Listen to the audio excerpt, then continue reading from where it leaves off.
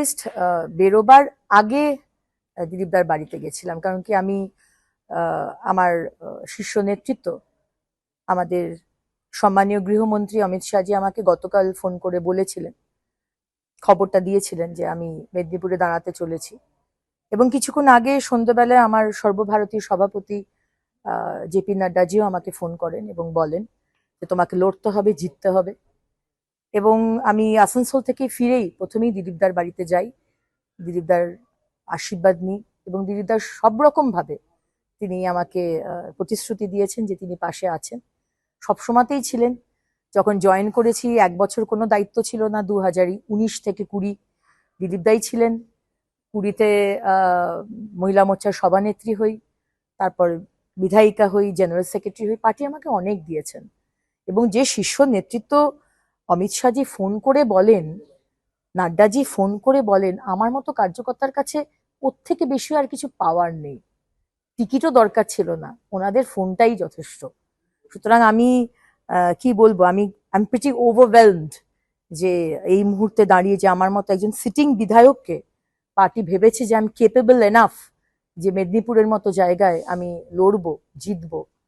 এটা আমার কাছে একটা কি বলবো, আমি ভগবানকে কি বলবো, অনেক অনেক ধন্যবাদ, প্রণাম, এবং আমার শীর্ষ নেতৃত্বকে আমি প্রণাম জানাই।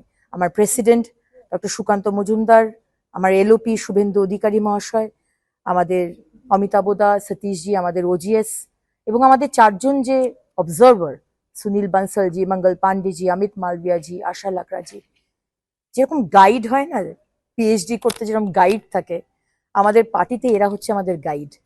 সুতরাং কোনো ভয়ের বা আশঙ্কার কোনো জায়গা নেই। আমি কনফিডেন্ট যে এটা আমাদের তো পুরোটাই টিম ওয়ার্ক, একটা পোস্ট বাকি সব ল্যাম্প পোস্ট বিজেপিতে নেই। টিম ওয়ার্ক হিসেবে আমার সমস্ত গ্রাউন্ড লেভেলের কার্যকর্তাকে নিয়ে আমরা মেদিনীপুর সিট জিতছি। লিস্ট বেরোবার আগে দিলীপদার বাড়িতে গেছিলাম, কারণ কি আমি আমার শীর্ষ নেতৃত্ব আমাদের সম্মানীয় গৃহমন্ত্রী অমিত শাহজি আমাকে গতকাল ফোন করে বলেছিলেন, খবরটা দিয়েছিলেন যে আমি মেদিনীপুরে দাঁড়াতে চলেছি। এবং কিছুক্ষণ আগে সন্ধ্যাবেলায় আমার সর্বভারতীয় সভাপতি জেপি নাড্ডাজিও আমাকে ফোন করেন এবং বলেন যে তোমাকে লড়তে হবে, জিততে হবে। এবং আমি আসানসোল থেকে ফিরেই প্রথমেই দিলীপদার বাড়িতে যাই, দিলীপদার আশীর্বাদ নিই এবং দিলীপদার সব রকম ভাবে তিনি আমাকে প্রতিশ্রুতি দিয়েছেন যে তিনি পাশে আছেন, সবসময়তেই ছিলেন।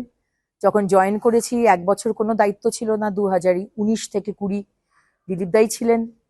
20তে মহিলা মোর্চার সভানেত্রী হই, তারপর বিধায়িকা হই, জেনারেল সেক্রেটারি হই। পার্টি আমাকে অনেক দিয়েছেন এবং যে শীর্ষ নেতৃত্ব অমিত শাহজি ফোন করে বলেন, নাড্ডাজি ফোন করে বলেন, আমার মতো কার্যকর্তার কাছে ওর থেকে বেশি আর কিছু পাওয়ার নেই, টিকিটও দরকার ছিল না, ওনাদের ফোনটাই যথেষ্ট।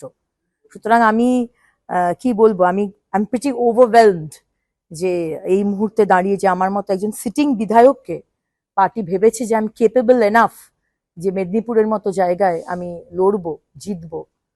এটা আমার কাছে একটা কি বলবো, আমি ভগবানকে কি বলবো, অনেক অনেক ধন্যবাদ, প্রণাম, এবং আমার শীর্ষ নেতৃত্বকে আমি প্রণাম জানাই।